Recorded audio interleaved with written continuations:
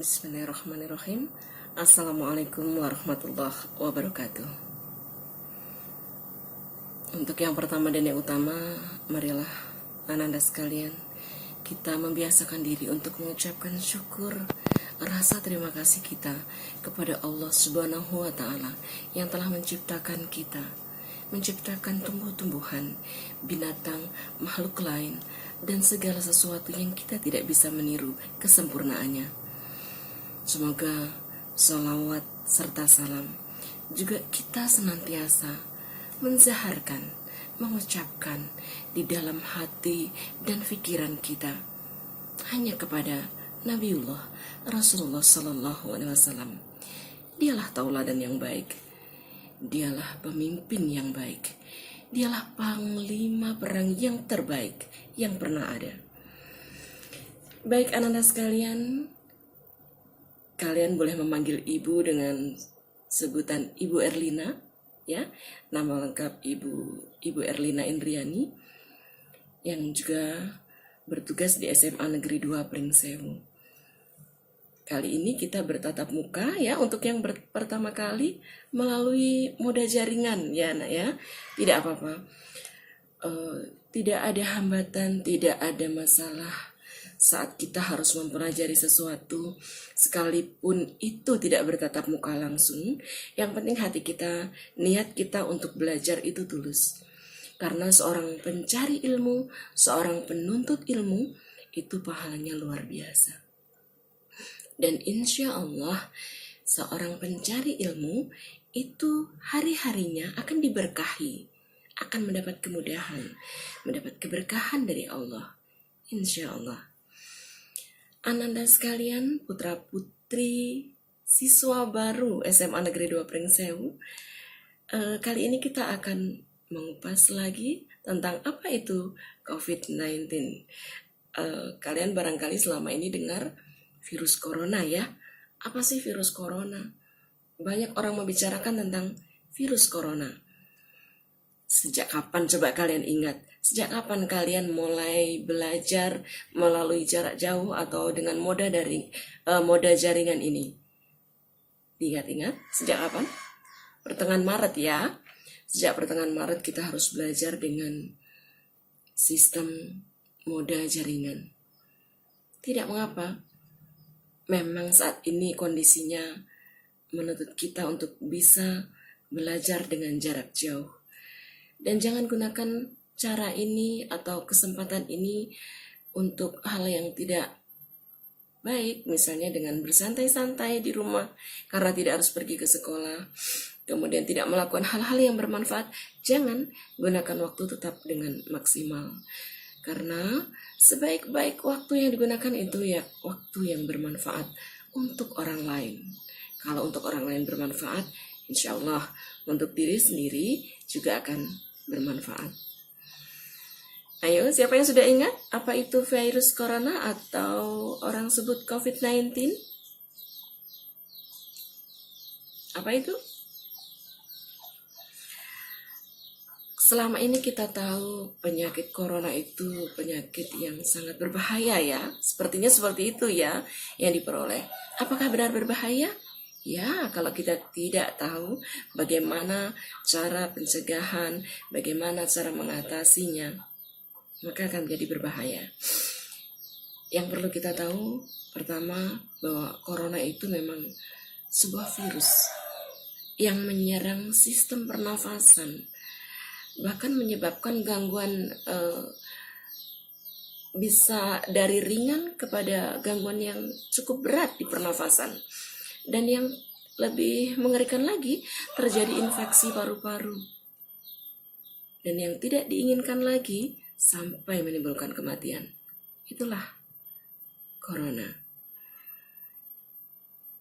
Virus corona bisa menyerang siapa saja, baik itu untuk manusia yang lanjut usia, orang dewasa, anak-anak, ibu menyusui, ibu hamil, bahkan pada bayi.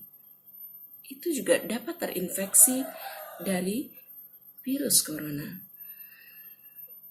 Memang pada awalnya yang disebut dengan COVID-19 ini pertama kali ditemukan di kota Wuhan ya. Kalian ingat ya kota Wuhan ada di mana?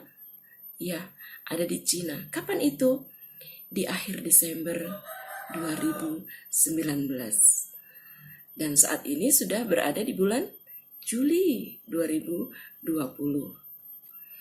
Setelah itu dimulai dari akhir Desember 2019 merebak ke seluruh dunia tanpa terkecuali di Indonesia juga terdampak. Bahkan saat ini yang sembuh semakin banyak di Indonesia ya, yang Ibu bicarakan di Indonesia. Tetapi yang meninggal juga semakin banyak. Dan yang lebih sedih lagi, yang terinfeksi meningkat dengan sangat banyak lagi.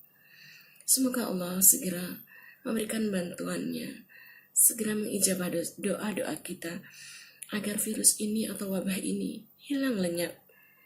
Harapan kita bisa hilang lenyap dari muka bumi ini. Semoga saja. Dari kejadian COVID-19 ini banyak negara-negara yang menerapkan beberapa kebijakan. Misalnya yang pernah kalian dengar adalah lockdown ya. Beberapa negara yang memberlakukan kebijakan lockdown itu misalnya seperti Cina, kemudian Korea, Australia di akhirnya, Amerika ya, dan lain-lain masih banyak ya yang memberlakukan lockdown ini. Tetapi kalau di Indonesia sudah lockdown atau belum? Coba diingat, sudah lockdown atau belum? Apakah lockdown itu diterapkan di Indonesia? Di Indonesia memilih memberikan kebijakan dengan menerapkan PSBB. Ya, apa ya PSBB itu? PSBB, jangan-jangan dari kalian ada yang tidak tahu itu apa PSBB. PSBB itu pembatasan sosial berskala besar.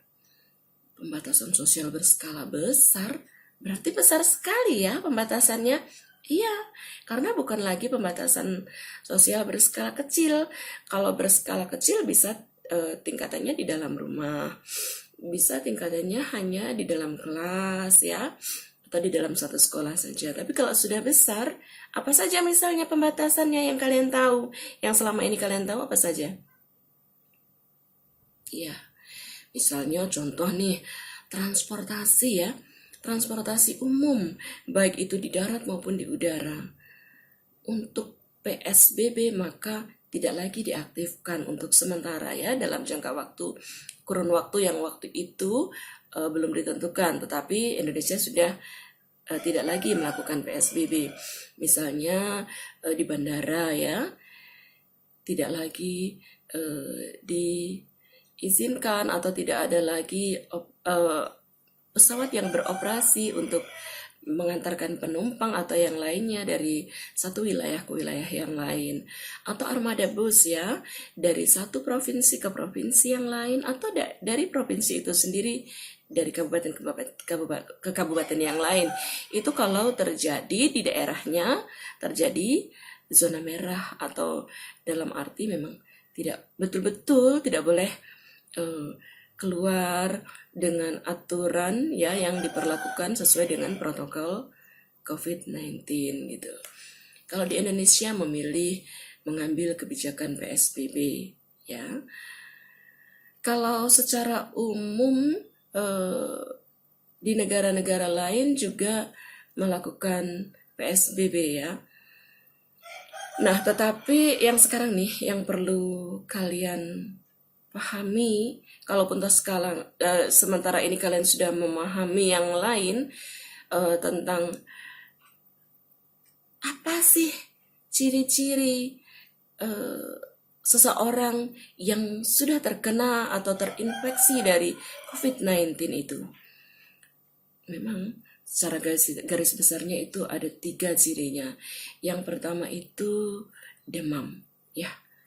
Demam itu suhu tubuh itu lebih tinggi dari keadaan suhu yang biasa. Artinya di luar suhu normal. Kalau kemarin itu di atas 38 derajat Celcius ya. Tapi yang terakhir ini di atas 37,33 ya, 37,33, maka sudah harus istirahat, sudah harus membatasi diri, tidak lagi bercampur dengan banyak orang, betul-betul mengatur jarak dan seterusnya. Nanti Ibu akan terangkan lebih lanjut. Itu ciri secara umum. Yang pertama adalah demam. Kemudian terjadi batuk, tapi batuknya kering, bukan batuk. Kalian kan banyak mengenal atau mendengar atau bahkan mengalami seperti apa batuk itu. Ada yang berdahak ya, ada batuk yang bunyinya juga berbeda ya. Ibu tidak bisa mempraktikkan karena memang saat ini tidak batuk gitu ya. Yaitu yang kedua, diingat cirinya adalah batuk kering. Selain demam, ada batuk kering di tenggorokan ini terasa kering. Itu juga ada sesak nafas. Nah, ini nih yang sudah punya masalah dengan nafas, ya berhati-hati, jaga kesehatan betul, tingkatkan imunitas tubuh agar tidak sampai terdampak. Coba diulangi lagi, ada 3 ciri umum tadi bahwa seseorang itu dinyatakan atau terinfeksi COVID-19. Apa yang pertama? Demam. Demamnya itu di atas 37,33 derajat Celcius. Kemudian yang kedua batuk kering, dan yang ketiga adalah sesak nafas. Ya. Tetapi ada juga loh gejala lain. Apa misalnya? Diare. Jangan menggampangkan diare. Ya, itu ciri lain. Ya, karena selama ini kan sudah banyak penelitian. Jadi selain 3 hal tadi, ada diare. Kemudian ada apa lagi? Terkadang disertai sakit kepala. Kemudian disertai apa ya? Hilangnya pengecap rasa. Jadi sulit ini merasakan asam, asin, manis. Bahkan penciuman aroma itu juga tidak dirasakan lagi. Itu salah satu ciri gitu. Kan kalau kita makan jeruk terasa asam-asamnya ya, semanis apapun tetap ada rasa segarnya gitu. Tapi kalau sudah tidak bisa lagi merasakan asamnya jeruk, asinnya garam, manisnya gula, misalnya seperti itu. Kemudian bau menyengat kita juga tidak lagi merasa terbaui. Kemudian bau harum dan lain sebagainya, kita merasa kok nggak tercium ya gitu di tes, itu sudah harus waspada itu ya. Itu bisa salah satu gejala juga. Dan yang Ibu dengar terakhir itu ada ruam di mana? Di kulit. Nah, diperhatikan tuh, kalau kulitnya sudah terjadi ada ruam-ruam gitu, ini harus dilihat dulu, ini ruam ini penyebabnya apa ya.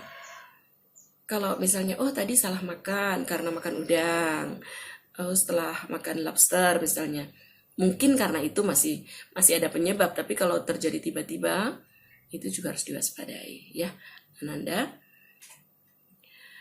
Kalau yang Ibu sebutkan tadi, beberapa gejala ya yang Ibu sebutkan tadi itu biasanya muncul antara 2 hari sampai dengan 2 minggu gitu. Munculnya ya, bisa terjadi dalam kurun waktu 2 sampai 7 hari gitu. 2 hari sampai 7 hari, artinya 2 hari sampai 2 minggu, berarti 14 hari ya gitu. Kita ini kalau sudah mempelajari tentang gejala-gejalanya, kita juga harus tahu nih apa ya yang kita lakukan setelah kita merasakan, atau tidak usah kita lah ya, kita melihat orang terdekat mengalami gejala-gejala tadi. Apa yang harus dilakukan? Yang pertama itu harus tahu diri. Tahu dirinya dengan apa? Mau mengisolasi diri. Kok mengisolasi diri? Iyalah, kan kita sayang dengan lingkungan kita. Kan kita sayang dengan ibu kita, ayah kita, adik kita ya, keluarga kita, kakek nenek kita, saudara, tetangga, dan semuanya. Maka kita harus tahu diri untuk mau mengisolasi diri. Mengisolasi diri itu berdiam diri selama 2 minggu ya, 14 hari. Berdiam dirinya tidak keluar-keluar maksudnya. Kalau mau di dalam kamar, di dalam kamar, tapi usahakan kamarnya itu yang ada jendelanya. Jadi ventilasi cukup, pertukaran udara ya cukup. Karena virus itu juga bisa bertahan di ruang yang tertutup, apalagi menggunakan AC. AC apa AC? Ayo, yang benar. Kita orang Indonesia menyebutnya AC. Ya, nggak enak sih didengar, tapi itu yang benar. Kalau menggunakan pendingin ruangan seperti tadi, itu kebanyakan ruangannya kedap, tanpa jendela yang bisa dibuka, biasanya seperti itu. Tapi kalau ibu sekalipun pakai, tetap jendela itu harus tetap dibuka, gitu ya. Jadi pergantian udara, sirkulasi udara itu bagus, gitu.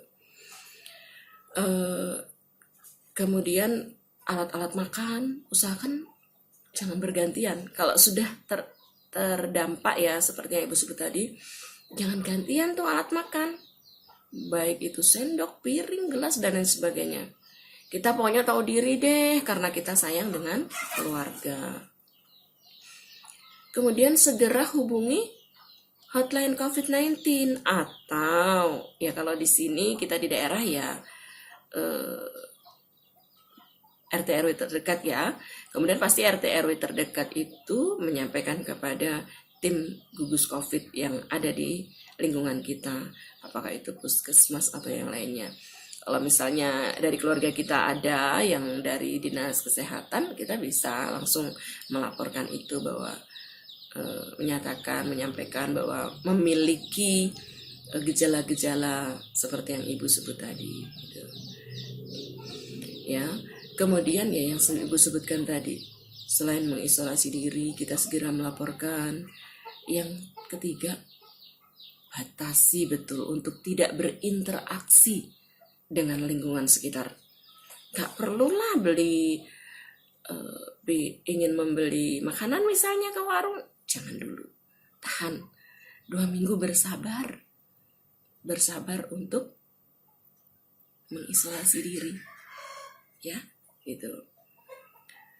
Kalau sudah begitu, selama 2 minggu kita juga tidak berdiam diri saja, tapi berusaha untuk melakukan pengobatan.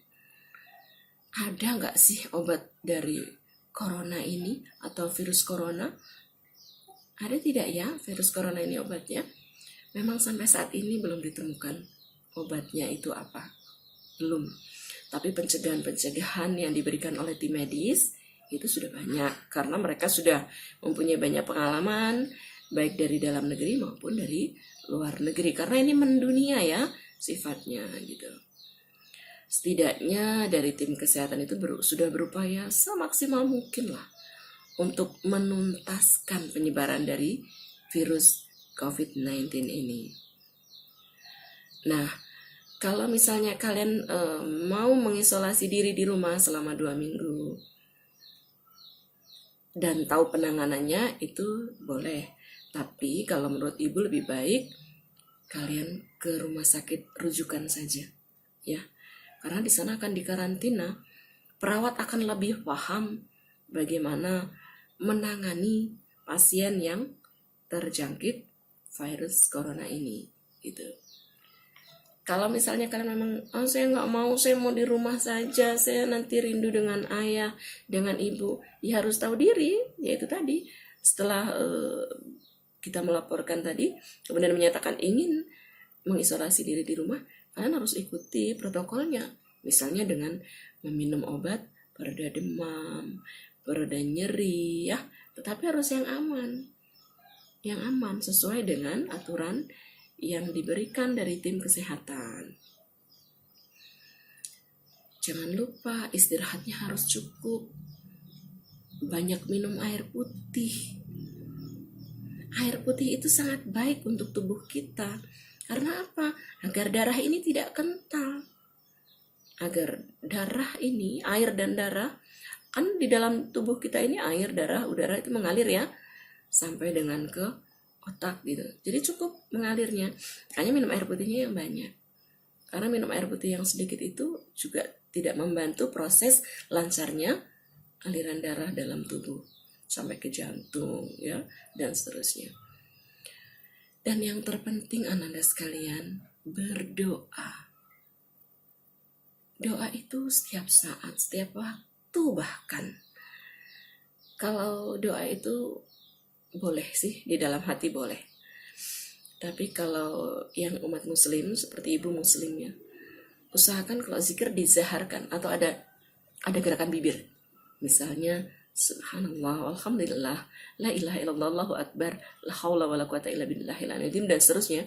Atau ada gerakan bibir, jadi ada saksi tuh saat nanti ya, untuk yang muslim ini ya, saat nanti di akhirat kita berada di mahkamah hisab Allah, banyak yang bersaksi, banyak malaikat yang mendengar atau siapapun yang mendengar di lingkungan saat kita mengucap zikir tadi gitu. Kalau di dalam hati ya boleh saja. Doa itu yang terpenting ya.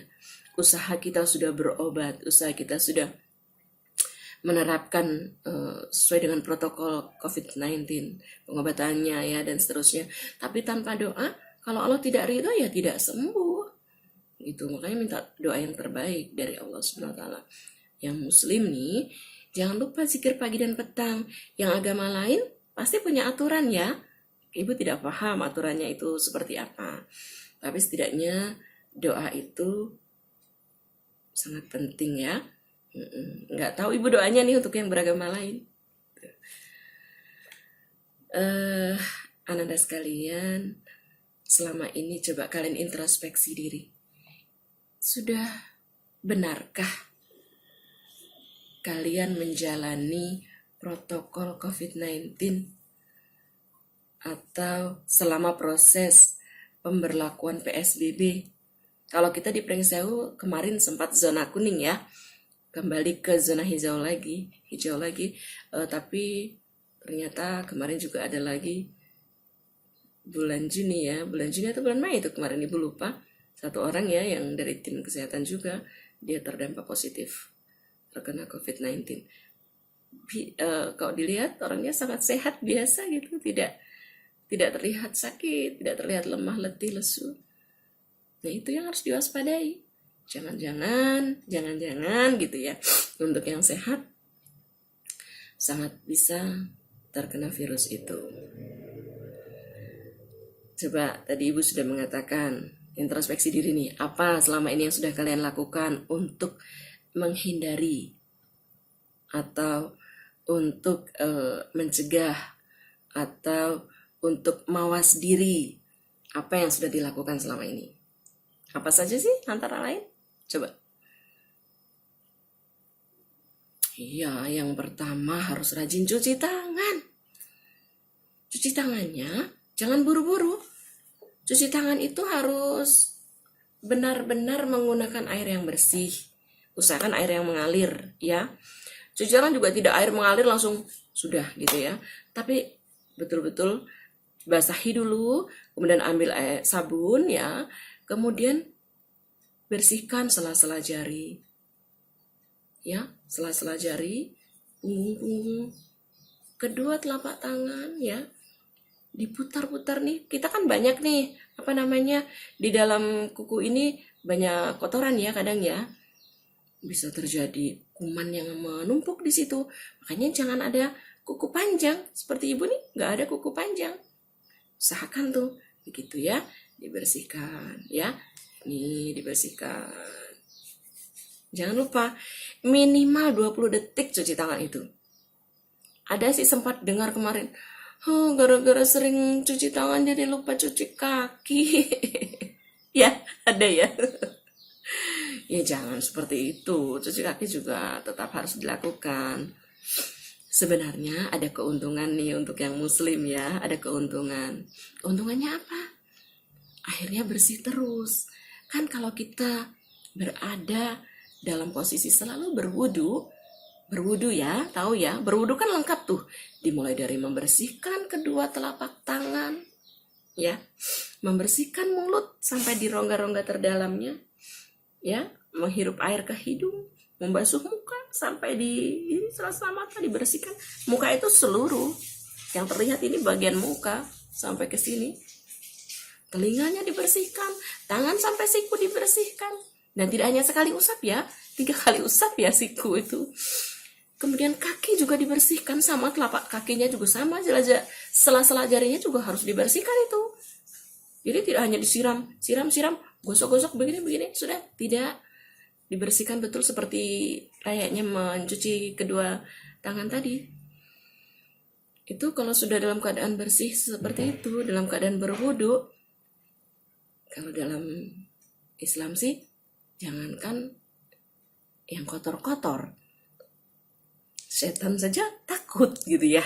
Ya karena kita harus percaya dengan itu. Jadi semua takut saat kita dalam keadaan bersih atau berwudu. Kalau yang beragama lain, ya lakukan itu, cuci tangan tetap harus. Tapi yang bersih semuanya ya. Kesehatan badan tuh perlu loh, kesehatan badan. Mandi jangan lupa. Bulan apa ya? Waktu ibu memberikan pembelajaran dengan moda jaringan juga, itu ada siswa-siswi yang nyeletuk begini. Bun, aku sejak libur ini, bukan libur ya, sejak model pembelajaran jarak jauh ini aku jarang mandi. Malas, habis di rumah terus, nggak kotor loh bun, katanya gitu ya. Lah, ya kotor toh, orang manusia itu kan berkeringat ya, berkeringat. Ya debu pasti ada yang nempel, sekalipun udara terlihat bersih seperti ini kan banyak yang terbang-terbang kalau terkena sinar tuh ya. Kalau ada sinar yang sangat terang gitu menembus di udara ini, itu terlihat ada yang terbang-terbang. Bayangkan saja itu setiap detik terjadi seperti itu, dan ada yang nempel di dalam tubuh, di dalam kulit kita. Ya mandilah. Masa ada yang 3 hari nggak mandi gara-gara di rumah saja? Jorok atuh, nggak boleh begitu, harus mandi. Sehat kan? Sehat. Kalau nggak sehat boleh tidak mandi. Ya kalau memang di rumah sakit dirawat pasti ada yang ngelap. Ya, gitu. Tetap harus mandi, itu diingat. Makanya harus berwudu gitu. Kalau wudu kan bersih bagian-bagian tertentunya. Tapi ingat, kalau mandi itu kan membersihkan secara keseluruhan. Sampai di bagian terdalam ketiak, di bagian lipatan-lipatan tertentu, alat vital dan lain sebagainya, tempat kita buang air besar, buang air kecil itu harus dibersihkan itu kalau mandi. Gitu ya. Jangan lupa ya, mandi pagi dan sore. Nah, setelah kita melakukan rajin untuk cuci tangan atau berwudu, kalau misalnya kalau kita kan tidak terjangkit ya, kalau misalnya kita habis keluar atau aku ke sekolah dulu lah, kangen dengan sekolah misalnya, mau ambil apa, ada yang diambil di sekolah, mau pinjam buku atau lain sebagainya, atau tanpa sengaja keluar ke warung karena sangat butuh membeli sesuatu, begitu sebelum sampai di rumah, sebelum cuci tangan, ini usahakan jangan menyentuh wajah. Jari-jarimu jangan kamu gunakan untuk menyentuh wajah. Ini kan ada 3 segitiga di muka kita ini, di wajah kita. 3 segitiga ini ada 3 titik penting yang usahakan tidak tersentuh. Apa saja? Apa saja coba? Ayo. Mana bentuk segitiganya mana? Ya, mata. Ya. Kedua mata, hidung dan mulut. Usahakan itu tidak tersentuh jari-jari kita dulu. Sampai di rumah atau di mana ada tempat cuci tangan dengan sabun, dengan air mengalir minimal 20 detik. Ya. Lalu kalau selanjutnya cuci wajah. Atau terpaksa wajah gatal karena sudah cuci tangan, boleh nggak cuci wajah, baru agak digaruk begini saja. Itu ya. Atau ya ditekan-tekan gitu yang gatal. Tapi sudah cuci tangan syaratnya. Tuh. Kemudian nih, terkadang nih kalau misalnya kita sedang pergi ke pasar ya, atau kalian sedang pergi main, atau kalian sedang ke warung misalnya, kan tidak sekali 2 kali sih kita ketemu orang batuk atau bersin ya. Kadang ada yang tidak sopan, batuknya atau bersinnya itu tidak sopan, kadang dikeraskan, bersihnya tuh misalnya ya seperti, tapi dikeraskan, tidak ditutup, bahkan ada yang dengan irama tertentu sengaja dibuat. Tidak boleh, itu namanya etikanya atau aturannya tidak seperti itu. Seharusnya kalau batuk atau bersin itu gunakan siku nih, sikut bagian dalam ya, atau seperti itu ya. Itu etika bersin dan batuk. Etika makan juga sangat banyak. Coba kalau kalian selama ini makan jeruk misalnya, makan jeruk ada bijinya kan, bahkan kadang tidak ditelan tuh bagian dalamnya gitu, buangnya kadang ada yang begini ya. Etikanya tidak seperti itu. Khawatirnya ada orang yang di sebelah kita atau orang-orang yang ada di dekat kita itu merasa jijik atau risih.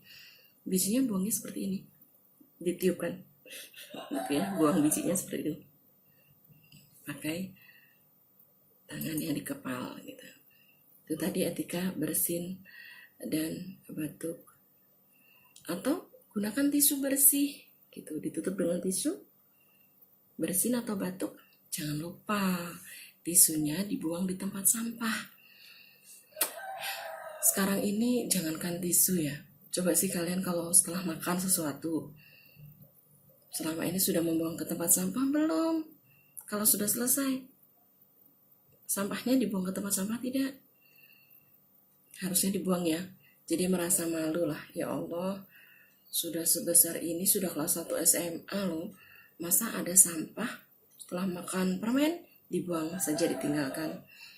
Setelah makan roti atau kue atau ada bungkusnya ditinggal begitu saja. Jangan. Biasakan nih dari kecil, kalau ada sampah, apalagi itu sampah itu kita yang menghasilkan, pegang. Kalau belum ketemu tempat sampah, jangan dibuang dulu. Kalau ibu sih mengajarkan ke anak-anak, kantongi kalau memang ada kantong ya. Kalau ada plastik khusus tempat sampah ya dimasukkan ke plastik. Kalau di mobil memang disiapkan tempat sampah. Sebaiknya seperti itu. Ibu juga pernah melakukan kesalahan sih dulu sebelum tahu bahwa ternyata membuang sampah sembarangan tuh banyak merugikan gitu. Pernah buang sampah sembarangan, pernah. Tapi setelah tahu tidak lagi. Ya, kalian juga sama ya. Harus membuang sampah pada tempatnya. Kemudian jangan lupa nih, pakai apa? Masker. Masker itu untuk menutupi bagian hidung dan bagian mulut. Agar apa? Saat kita bersin, tidak langsung percikan air liurnya itu keluar dan terbang di udara sehingga bisa menularkan sesuatu ke orang lain gitu. Pun sebaliknya, orang lain juga harus pakai masker.